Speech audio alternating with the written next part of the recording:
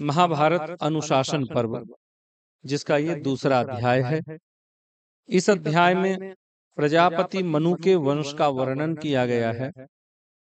साथ ही अग्निपुत्र सुदर्शन का अतिथि सत्कार रूपी धर्म के पालन से मृत्यु पर विजय प्राप्त करना इत्यादि बताया गया है कि अतिथि सत्कार की क्या महिमा है, अतिथि सत्कार रूपी धर्म का क्या प्रभाव है। तो युधिष्ठिर जी महाराज पितामह भीष्म से पूछते हैं। युधिष्ठिर्वाच पितामह महाप्राज्ञ सर्वशास्त्र विशारद श्रुतम मे महदाख्यान मिदं मतिमतां वर। कहा कि बुद्धिमानों में श्रेष्ठ सर्वशास्त्र विशारद हे महाप्रज्ञ पितामह, हे दादाजी, इस महत्वपूर्ण उपाख्यान को मैंने बड़े ध्यान से सुना है। हे नरेश्वर, अब मैं पुनः आपके मुख से कुछ और धर्म तथा अर्थयुक्त उपदेश सुनना चाहता हूँ। अतः आप मुझे इस विषय को विस्तार पूर्वक बताइए, समझाइए। देखिए, बताया कि हे भूपाल, किस गृहस्थ ने केवल धर्म का आश्रय लेकर मृत्यु पर विजय पाई है? यह सब बातें आप यथार्थ रूप से कहिए मुझे। क्या कहा? कहा कि केवल गृहस्थ धर्म का आश्रय लेकर किसने मृत्यु पर विजय पाई है? गृहस्थ धर्म को तुच्छ मानने वाले इस बात को जरूर ध्यान देकर के सुने, क्योंकि चारों आश्रम में, धर्म में, चारों आश्रमों में सर्वश्रेष्ठ आश्रम बताया गया गृहस्थ आश्रम को ही। देखिए, इस गृहस्थ आश्रम में रह करके कुछ भी असंभव नहीं है। भीष्मवाच अत्राप्युदाहरन्तीम मितिहासं पुरातनम यथा मृत्युर्गृहस्थेन धर्ममाश्रित्य निर्जितः। भीष्म ने कहा, भीष्म पितामह जी ने कहा कि राजन, हे युधिष्ठिर, एक गृहस्थ ने जिस प्रकार धर्म का आश्रय लेकर मृत्यु पर विजय पाई थी, उसके विषय में एक प्राचीन इतिहास का उदाहरण दिया जाता है। वो मैं तुमसे कहता हूँ। हे नरेश्वर, मनो प्रजापते राजन निक्ष्वाकुर भवत्सुतः तस्य पुत्र शतम यज्ञे नृपते सूर्यवर्चसः। कहा कि हे नरेश्वर, प्रजापति मनु के एक पुत्र हुआ जिसका नाम था इक्ष्वाकु। इक्ष्वाकु वंश के विषय में बहुत विस्तार से हमारे शास्त्र में भी आया है। हमारे राघवेंद्र सरकार रघुवंश से थे। इससे पूर्व इसी वंश को इक्ष्वाकु के नाम से, इक्ष्वाकु वंश के नाम से जाना जाता रहा है। तो मनु के एक पुत्र हुए हैं जिनका नाम था इक्ष्वाकु। राजा इक्ष्वाकु सूर्य के समान तेजस्वी थे। उन्होंने 100 पुत्रों को जन्म दिया। दशमस्तस्य पुत्रस्तु दशाश्वो नाम भारत। भारत यानी कि हे युधिष्ठिर, उनमें से 10वें पुत्र का नाम दशाश्व था, जो महिष्मतीपुरी में राज्य करता था। वह बड़ा ही धर्मात्मा राजा था और सत्य पराक्रमी था। सरकार, दशाश्वस्य सुतस्त्वासीद राजा परम धर्मिकः सत्ये तपसि दाने च यस्य नित्यं रतं मनः। दशाश्व का पुत्र भी बड़ा धर्मात्मा राजा था। उसका मन सदा सत्य, तपस्या और दान में ही लगा रहता था। कहा कि मदिराश्व इति ख्यातः पृथिव्यां पृथ्वीपतिः धनुर्वेदे च वेदे च नीरतो यो भवत् सदा। कहा कि वह राजा इस भूतल पर मदिरास्व के नाम से विख्यात था और सदा वेद एवं धनुर्वेद के अभ्यास में संलग्न रहता था, लगा रहता था। मदिरास्वस्य पुत्रस्तु द्युतिमान नाम पार्थिवः महाभागो महातेजा महाश्वत्वो महाबलः। कहा कि मदिरास्व का पुत्र महाभाग, महातेजस्वी, महान धैर्यशाली और महाबली द्युतिमान नाम से प्रसिद्ध राजा हुआ। और कहा द्युतिमान का पुत्र परम धर्मात्मा राजा सूरवीर हुआ, जो संपूर्ण लोकों में विख्यात था। वह धर्मात्मा कोष धन भंडार से संपन्न तथा दूसरे देवराज इंद्र के समान पराक्रमी हुआ। सूरवीरस्य तु पुत्रो भूत सर्वसंग्राम दुर्जयः। कहा कि सूरवीर का पुत्र दुर्जय नाम से विख्यात हुआ। वह सभी संग्राम में शत्रुओं के लिए दुर्जय तथा संपूर्ण शस्त्रधारियों में श्रेष्ठ था। इंद्र के समान शरीर वाले राजा दुर्जय के एक पुत्र हुआ, जो अश्विनी कुमारों के समान कांतिमान था, तेजवान था। उसका नाम था दुर्योधन। वह राजर्षियों में श्रेष्ठ महान राजा था। इंद्र के समान पराक्रमी और युद्ध से कभी पीछे न हटने वाले राजा दुर्योधन के राज्य में इंद्र सदा ठीक समय पर और उचित मात्रा में ही वर्षा करते थे। ऐसा प्रभाव राजा का। रतनै धनैश्च पशुभिः सस्यश्चापि पृथक विधैः। उनका नगर और राज्य रत्न, धन, पशु तथा भांति भांति के धान्यों से भरा पूरा हुआ था। उनके राज्य में कहीं कोई भी कृपण, कोई दुर्गतिग्रस्त, कोई रोगी अथवा कोई दुर्बल मनुष्य दृष्टि गोचर नहीं होता था, दिखाई नहीं पड़ता था। ऐसा उनका राज्य था। सुदक्षिणो मधुरावान।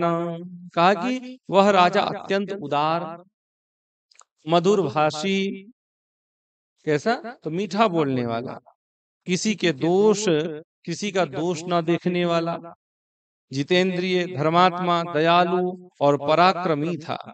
वह कभी अपनी प्रशंसा नहीं करता था।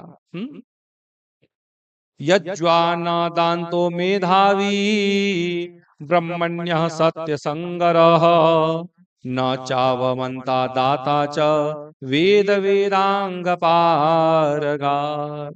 राजा दुर्योधन वेदांगों का पारंगत विद्वान, यज्ञ करता, जितेंद्रिय, मेधावी, ब्राह्मण भक्त और सत्य प्रतिज्ञ थे। वह सबको दान देते थे और किसी का भी राजा अपमान नहीं करता था। तम नर्मदा देव नदी पुण्या शीत जला शिवा चकमे पुरुष व्याघ्रम स्वेन भावेन भारत। हे भारत, हे युधिष्ठिर, एक समय शीतल जल वाली पवित्र एवं कल्याणमयी देव नदी नर्मदा उस पुरुष सिंह को संपूर्ण हृदय से चाहने लगी और उसकी पत्नी बन गई। हाँ, तस्याम जज्ञे तदा नद्याम कन्या राजीव लोचना नामना सुदर्शना राजन रूपेण च सुदर्शना। राजन, उस नदी के गर्भ से राजा के द्वारा एक कमल लोचना कन्या उत्पन्न हुई, जो नाम से तो सुदर्शना, जो नाम से सुदर्शना थी ही, रूप से भी सुदर्शना यानी सुंदर एवं दर्शनीय थी। सुदर्शन का अर्थ क्या है? सुदर्शन का अर्थ सुंदर एवं दर्शनीय, जो बहुत सुंदर हो और देखने योग्य हो। युधिष्ठिर, भीष्म जी ने कहा, पितामह भीष्म ने कहा कि हे युधिष्ठिर, दुर्योधन की वह सुंदर वर्ण वाली पुत्री जैसी रूपवती थी, वैसी रूप सौंदर्यशालिनी स्त्री नारियों में पहले कभी नहीं हुई। ऐसा कहा। हे राजन, राजकन्या सुदर्शना पर साक्षात अग्निदेव आसक्त हो गए। और उन्होंने ब्राह्मण का रूप धारण करके राजा से उस कन्या को मांगा। राजा यह सोचकर कि एक तो यह दरिद्र है, राजा ने सोचा कि एक तो यह दरिद्र है और दूसरे मेरे समान वर्ण का भी नहीं है। अपनी पुत्री सुदर्शना को उस ब्राह्मण के हाथ में नहीं देना चाहिए। तब अग्निदेव रुष्ट होकर राजा के आरंभ हुए यज्ञ में अदृश्य हो गए। इससे राजा को बड़ा दुख हुआ और उन्होंने ब्राह्मणों से कहा, दुष्कृतम मम किम नु स्यात् भवतां वा द्विजर्षभाः। राजा ने कहा कि हे विप्रवरों, हे ब्राह्मणों, मुझसे या आप लोगों से ऐसा कौन सा अपराध बन गया है या दुष्कर्म बन गया है जिससे अग्निदेव दुष्ट मनुष्य के प्रति किए गए उपकार के समान नष्ट हो गए हैं। न ह्यल्पम दुष्कृतम नोस्ति ये नाग्निर्नाशमागताः। हम लोगों का थोड़ा सा अपराध नहीं है जिससे अग्निदेव अदृश्य हो गए हैं। वह अपराध आप लोगों का है या मेरा, इसका ठीक ठीक विचार करें। हे भरत श्रेष्ठ, भीष्म पितामह ने युधिष्ठिर जी से कहा कि हे भरत श्रेष्ठ, राजा की यह बात सुनकर उन ब्राह्मणों ने शौच संतोष आदि नियमों के पालन पूर्वक मौन हो भगवान अग्निदेव की शरण ली। तब भगवान हव्यवाहन ने रात में अपना तेजस्वी रूप प्रकट करके शरदकाल के सूर्य के सदृश द्युतिमान हो उन ब्राह्मणों को दर्शन दिया। ततो महात्मा तानाह दहनो ब्राह्मणर्षभान्। उस समय महात्मा अग्नि ने उन श्रेष्ठ ब्राह्मणों से कहा, मैं दुर्योधन की पुत्री का अपने लिए वरण करता हूं। यह सुनकर आश्चर्यचकित हुए सब ब्राह्मणों ने सब उठकर अग्निदेव से जो कहा वह सुन करके जो कुछ कहा वह सब कुछ ब्राह्मणों ने राजा से कह सुनाया। ततः स राजा ततश्रुत्वा वचनम ब्रह्मवादिनाम। ब्रह्मवादी ऋषियों का यह वचन सुनकर राजा को बड़ा हर्ष हुआ कि अग्निदेव मेरी पुत्री सुदर्शना से विवाह करना चाहते हैं। उन्हें बहुत हर्ष हुआ, प्रसन्नता हुई। उन बुद्धिमान नरेश ने तथास्तु कहकर अग्निदेव का प्रस्ताव स्वीकार कर लिया। अयाचत च तम शुक्लम भगवंतम विभासुमा। तदंतर उन्होंने कन्या के शुल्क रूप से भगवान अग्नि से याचना की कि हे चित्रभानो, इस नगर में आपका सदा निवास बना रहे। यह सुनकर भगवान अग्नि ने राजा से कहा, एवमस्तु, यानी कि अग्निदेव ने कहा कि ऐसा ही होगा, आज से मैं इस महिष्मतीपुर में निवास करूंगा। दृष्टम ही सहदेवेना दिशम बीज यता तदा। सहदेव ने दक्षिण दिशा की विजय करते समय वहां अग्निदेव को प्रत्यक्ष रूप से देखा था। अग्निदेव के वहां रहना स्वीकार कर लेने पर राजा दुर्योधन ने अपनी कन्या को सुंदर वस्त्र पहनाकर नाना प्रकार के आभूषणों से अलंकृत करके महात्मा अग्नि के हाथ में दे दिया। प्रति जग्राह चाग्निस्तु राजकन्या सुदर्शनाम। अग्निदेव ने वेदोक्त विधि से राजकन्या सुदर्शना को उसी प्रकार ग्रहण किया जैसे वे यज्ञ में वसुधारा ग्रहण करते हैं।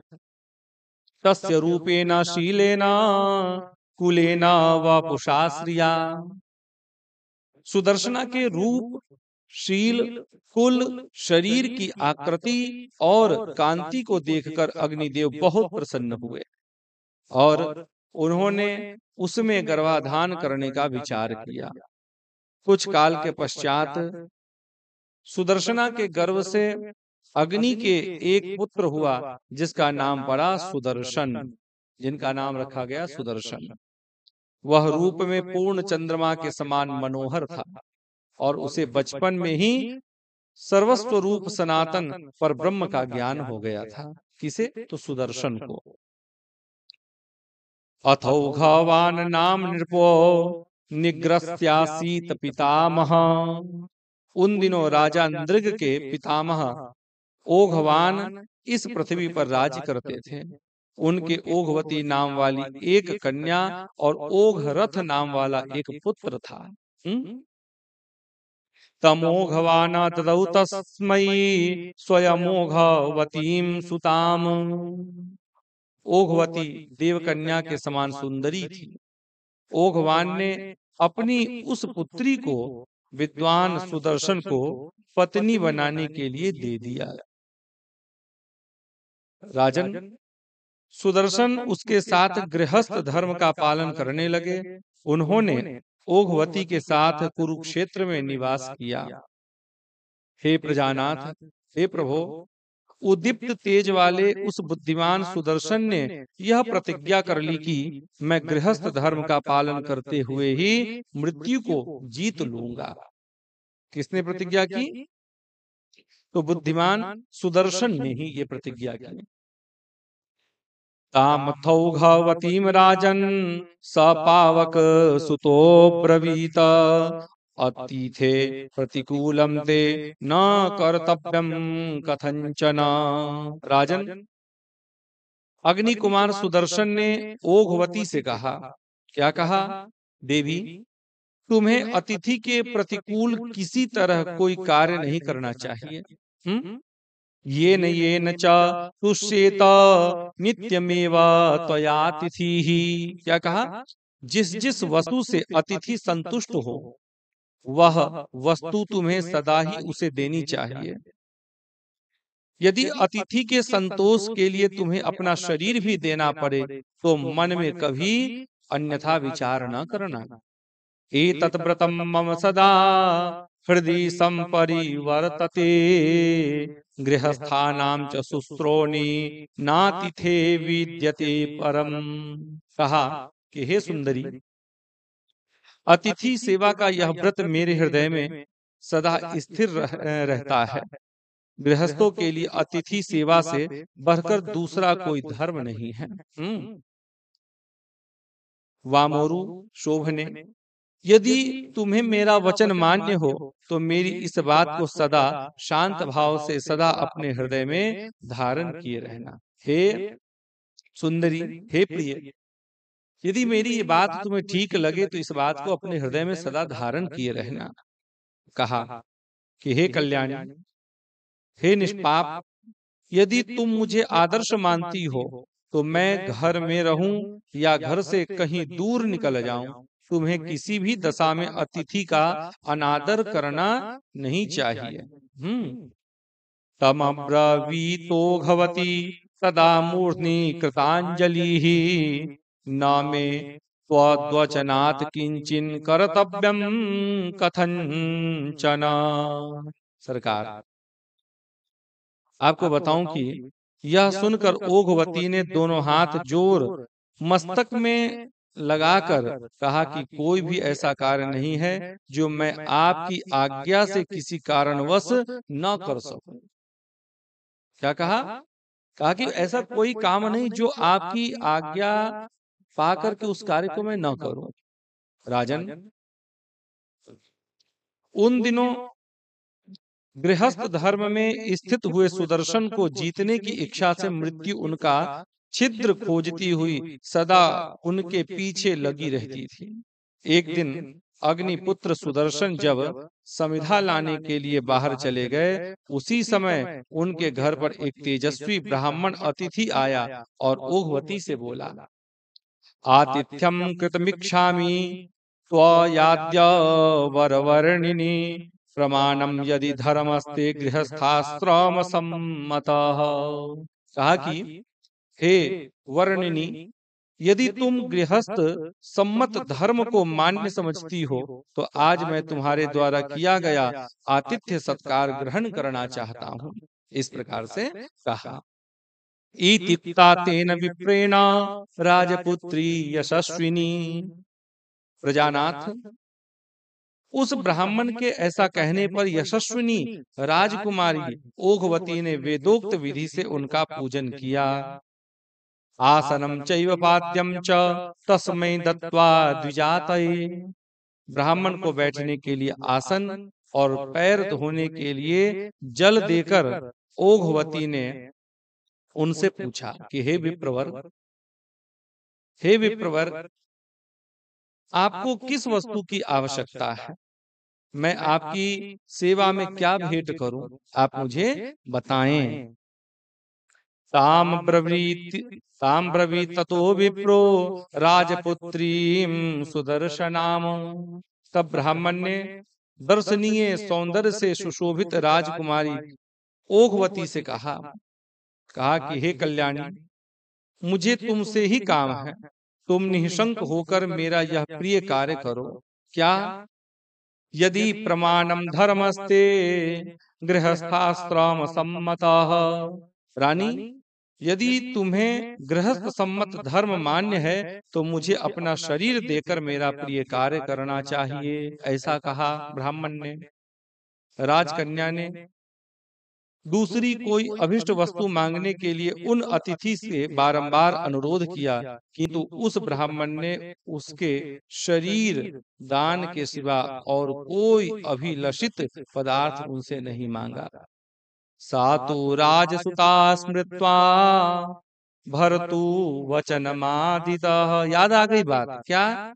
तो पति ने जो कहा था कि अतिथि सत्कार के लिए यदि तुम्हें अपना शरीर भी देना पड़े तो दे देना। क्या हुआ? तब राजकुमारी ने पहले कहे हुए पति के वचन को याद करके लजाते लजाते उस द्विज श्रेष्ठ से कहा, अच्छा, आपकी आज्ञा स्वीकार है मुझे। तथेति लज्जमानासा तमुवाच द्विजर्षभम। लजाती सकुचाती हुई कहा कि मुझे आपकी आज्ञा स्वीकार है। ततो विहस्य विप्रर्षि सा चैवाथ विवेशः संस्मृतं भर्तृवचनं गृहस्थाश्रम कांक्षिणः। गृहस्थाश्रम धर्म के पालन की इच्छा रखने वाले पति की कही हुई बात को स्मरण करके जब उसने ब्राह्मण के समक्ष हाँ कर दिया, तब उस विप्र ऋषि ने मुस्कुराकर ओघवती के साथ घर के भीतर प्रवेश किया। इतने में ही अग्नि कुमार सुदर्शन समिधा लेकर लौट आए। मृत्यु क्रूर भावना से सदा उनके पीछे लगी रहती थी, मानो कोई स्नेही बंधु अपने प्रिय बंधु के पीछे पीछे चल रहा। आश्रम पर पहुंचकर फिर अग्निपुत्र सुदर्शन अपनी पत्नी ओघवती को बारंबार पुकारने लगे, देवी तुम कहाँ चली गई हो? यातेति चा सकृत। तुम देवी कहाँ चली गई हो? क्वासी यातेति चा सकृत। परंतु ओघवती ने उस समय अपने पति को कोई उत्तर नहीं दिया। अतिथि रूप में आए हुए उस ब्राह्मण ने अपने दोनों हाथों से उसे छू दिया, जिससे वह सती साध्वी पतिव्रता अपने को दूषित मानकर अपने स्वामी से भी लज्जित हो गई थी, इसलिए वह साध्वी चुप हो गई, कुछ भी बोल न सकी। अथताम पुनरेवेदम प्रोवाच स सुदर्शनः क्वा सा साध्वी क्वा साध्वी क्वा सायाता गरीयः कीमतो मम।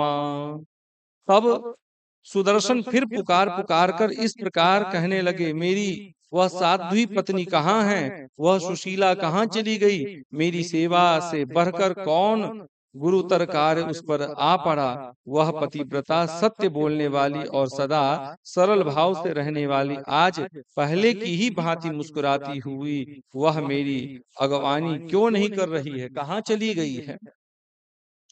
यह सुनकर आश्रम के भीतर बैठे हुए ब्राह्मण ने सुदर्शन को उत्तर दिया, अग्निकुमार, तुम्हें ज्ञात होना चाहिए कि मैं ब्राह्मण हूँ और तुम्हारे घर पर अतिथि के रूप में आया हूँ। साधु शिरोमणे, तुम्हारी इस पत्नी ने अतिथि सत्कार के द्वारा मेरी इच्छा पूर्ण करने का वचन दिया है। ब्राह्मण, तब मैंने इसे ही वरण कर लिया है।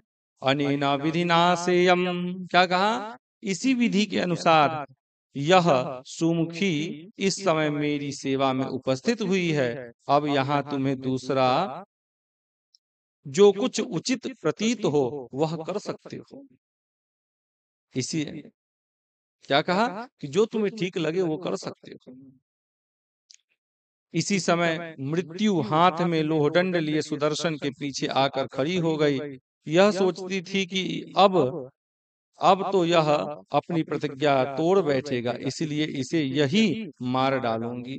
परंतु सुदर्शन मन, वाणी, नेत्र और क्रिया से भी ईर्ष्या तथा क्रोध का त्याग कर चुके थे। हाँ, वे हंसते हंसते यूं बोले, क्या बोले? सूरतम तेस्तु विप्राज्ञम प्रीतिर्हि परमा मम गृहस्थस्य हि धर्मोज्ञा संप्राप्ता तिथि पूजनम। हे विप्रवर, आपकी सूरत कामना पूर्ण हो। हाँ, इससे मुझे बड़ी प्रसन्नता है, क्योंकि घर पर आए हुए अतिथि का पूजन करना गृहस्थ के लिए सबसे बड़ा धर्म है। ऐसा कहा। अतिथि पूजितो यस्य गृहस्थस्य, अतिथि पूजितो यस्य गृहस्थस्य तु गच्छति। क्या कहा? कहा कि हे विप्रवर, जिस गृहस्थ के घर पर आया हुआ अतिथि पूजित होकर जाता है, उसके लिए उससे बढ़कर दूसरा कोई धर्म नहीं है, ऐसा मनीषी पुरुष कहा करते हैं। ऐसा कहा। और कहा, मेरे प्राण, मेरी पत्नी तथा मेरे पास और जो कुछ धन दौलत है वह सब मेरी ओर से अतिथि के लिए न्योछावर है। ऐसा मैंने व्रत ले रखा है। कहा कि ब्राह्मण, मैंने जो यह सब बात कही है इसमें संदेह नहीं है। इस सत्य को सिद्ध करने के लिए मैं स्वयं ही अपने शरीर को छूकर शपथ खाता हूँ। आप ऐसा जाने।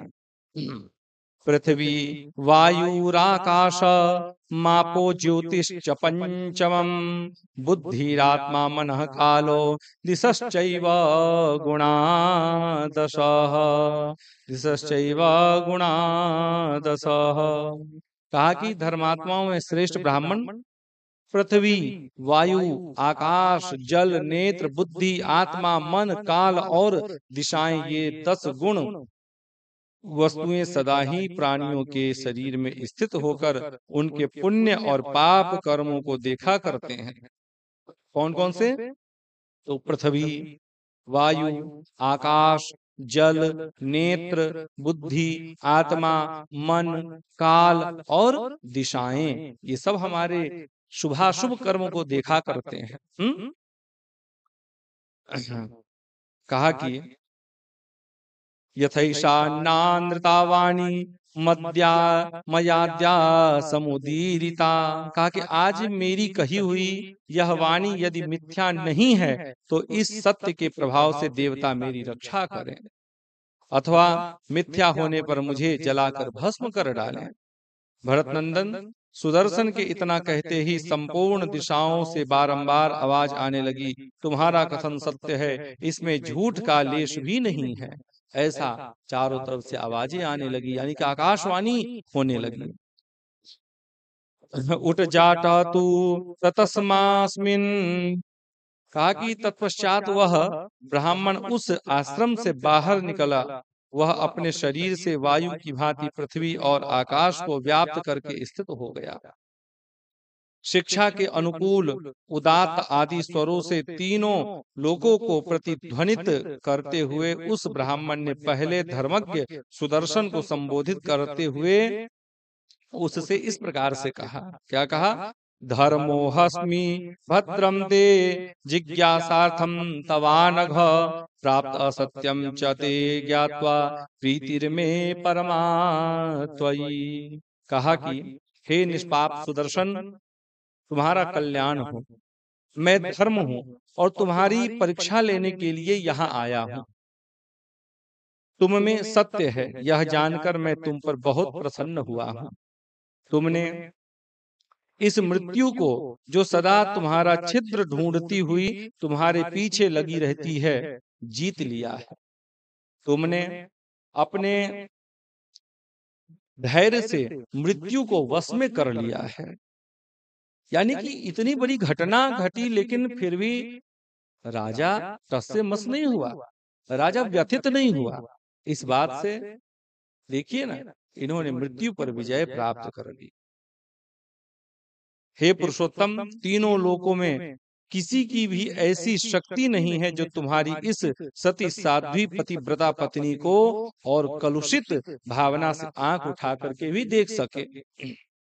यह तुम्हारे गुणों से तथा अपने पातिव्रत्य के गुणों द्वारा भी सदा सुरक्षित है। कोई भी इसका पराभव नहीं कर सकता है।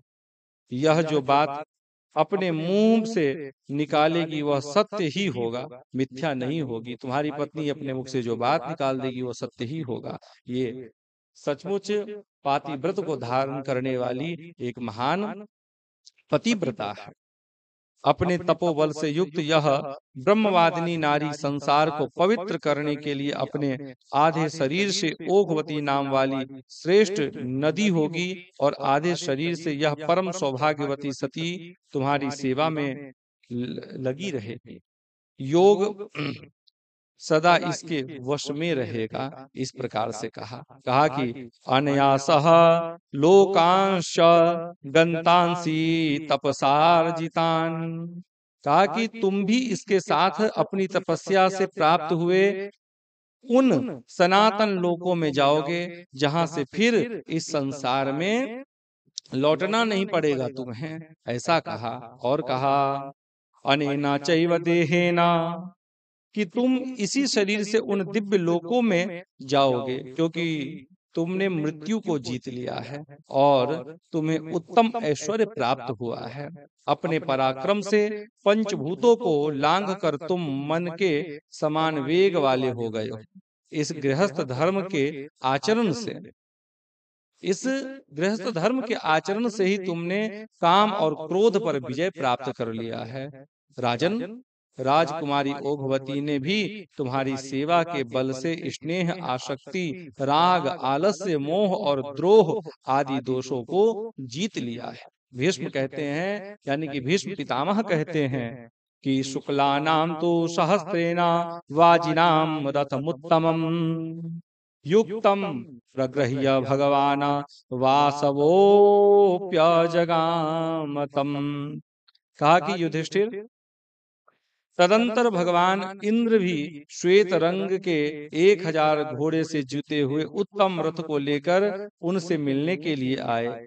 इस प्रकार सुदर्शन ने अतिथि सत्कार के पुण्य से मृत्यु, आत्मा, लोक, पंचभूत, बुद्धि, काल, मन, आकाश, काम और क्रोध को भी जीत लिया। तस्मात् गृहाश्रमस्थस्य नान्यत दैवतमस्ति वै।